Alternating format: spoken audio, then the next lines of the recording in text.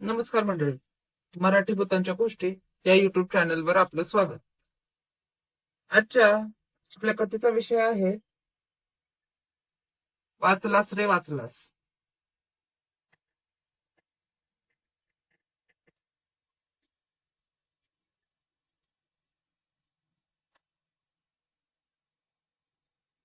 मी मूळ वाशीमध्ये राहतो. राजापुरात गोवळ हे माझं गाव. राजापूर तालुक्यात येतो. राजापूर पासून थोड्याच मैलावर म्हणजे 5 ते 10 किलोमीटर लांब असेल. गाव गुवाघर हायवेवर असल्याने वस्ती थोडी आतच आहे. आमच्या गावापर्यंत चालत पोचायला अर्धा तास तरी लागतो. तर झालं असं की मार्च मध्ये शिमग्यासाठी मी गावाला जात होतो. एकटा गावी यायची तशी पहिलीच वेळ. वाशी हायवेवरून रात्री 9च्या सुमारास एसटी पकडली. रत्नागिरी आणि गोवळ अशी तिकीट काढली. वडिलांनी सांगितलं होतं लवकर पोहोचलास तर 3-3:30 तर राजापुरातून रिक्षाने घरी जा. उशीर झाला तर 7:30ची माझ्या गावात जाणारी एसटी आहे ती पकड. जास्त उशीर नको बस पकडण्यात. एकंदरीत प्रवास सुरू झाला. खिडकीतून बाहेर बघत मी मोबाईलवर गाणी ऐकत होतो. ड्रायव्हर पण सुसट गाडी चालत होतं. 1:30-1:45 गाडी भोलावली डेपोमध्ये आली. ड्रायव्हरने जाऊन एंट्री केली आणि गाडी परत निघाली. आणि भोलावलीच्या पुढे कशेडी घाटात एसटी अचानक बंद पडली. शेवट एसटीने आपली औकात दाखवलीच. भरपूर वेळ गेला.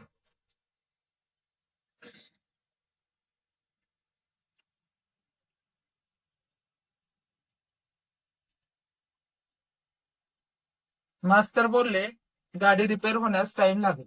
गोवळवाले बाहेर या, तुम्हाला दुसऱ्या गाडीत बसवतो. मला तशी काही घाई नव्हती.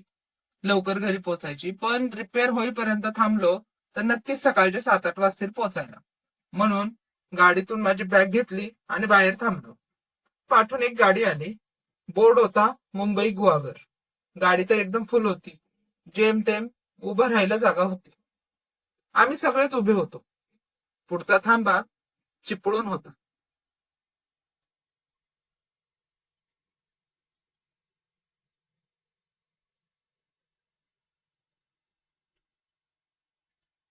थोड्या वेळाने गाडी आली चिपळूणात आणि बघितलं तर बाहेर गाडीत चढायला नुसती झुंबड उडाली होती. मनात विचार आला, आता उतरलो तर नंतर सकाळी अजून गर्दी वाढेल. आणि रिक्षाने गेलो तर 200च्या खाली रिक्षावाला काही नाही घेणार. गाडी गोवाघरची होती, माझ्या गावच्या सीमेवरून जाणारी. म्हणून मी गाडीत थांबलो.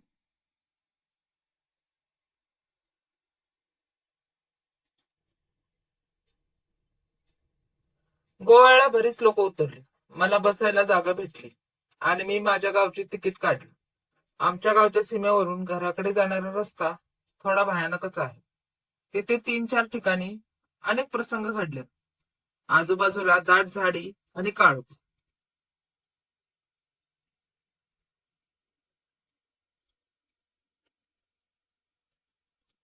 ग्रामपंचायतीने सोलर लाईटची व्यवस्था केली होती, पण चोरांनी त्यातल्या बॅटरी पण गायब केल्या होत्या. माझं गाव आलं. माझी नजर संपूर्ण एसटीवर, कारण माझ्यासोबत कोणी तरी उतरेल असं मला वाटत होतं. पण जसा मी विचार करत होतो तसं काही नाही घडून मी एसटी तून एकटाच उतरलो आणि पाण्याची बाटली काढली. तोंडावर थोडं पाणी मारलं आणि मोबाईल काढून टाइम बघितला तर 2:15 झालेले.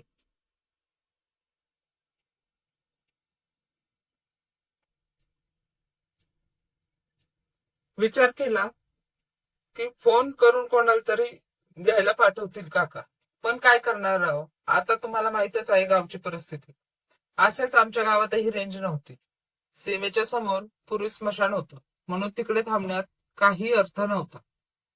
आता माझ्याकडे घरी चालत जाण्याशिवाय दुसरा मार्ग पण नव्हता. मी आपलं चालतच निघालो.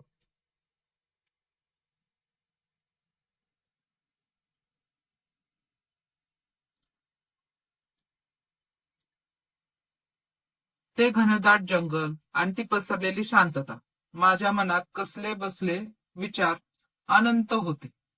मी वेग वाढवला. आणि मोबाईलवर देवांची गाणी लावून आपलं झपाझपा चालत सुटलो. पण सतत गाणी ऐकून मोबाईलची बॅटरी आता संपूर्ण उतरली आणि फोन बंद झाला.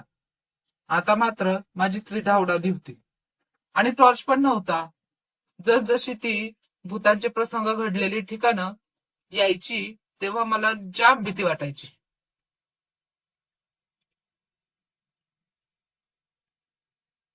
थोडा पुढे चालत जात होतो तसतसे रस्त्याच्या बाजूला सळ असा आवाज आला. साप वगैरे असेल म्हणून मी लगेच पुढे पळालो. त्या रस्त्याच्या मधोमध चालायला सुरुवात केली. पुढे गेलो आणि रस्त्याच्या बाजूला टॉयलेटला गेलो आणि परत चालायला लागलो. पण मला कसला तरी आवाज यायला लागला, तसा घुंगरांचा, काठी आपटण्याचा. मी खूप घाबरलो होतो आणि माझ्या मनात पण थोडी भीती वाटायला लागली.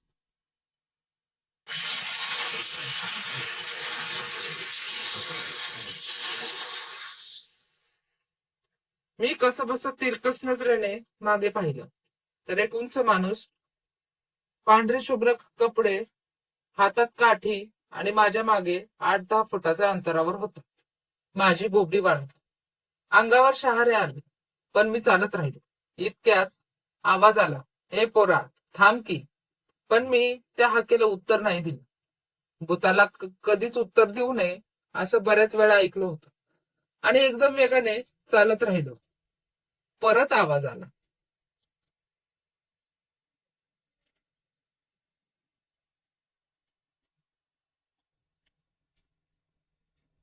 रत्नाकर थांब ना.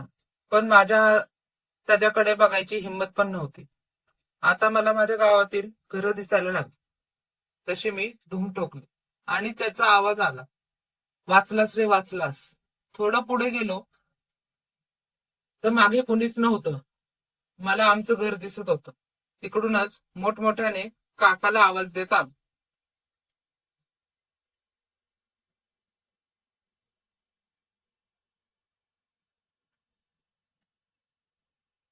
घरात गेलो, पाणी प्यालो आणि काका काकीला सगळं सांगितलं.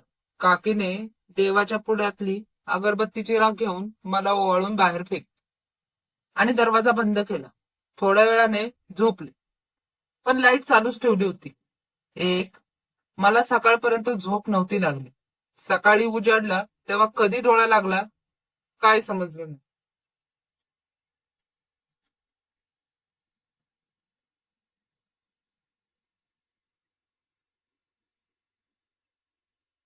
धन्यवाद.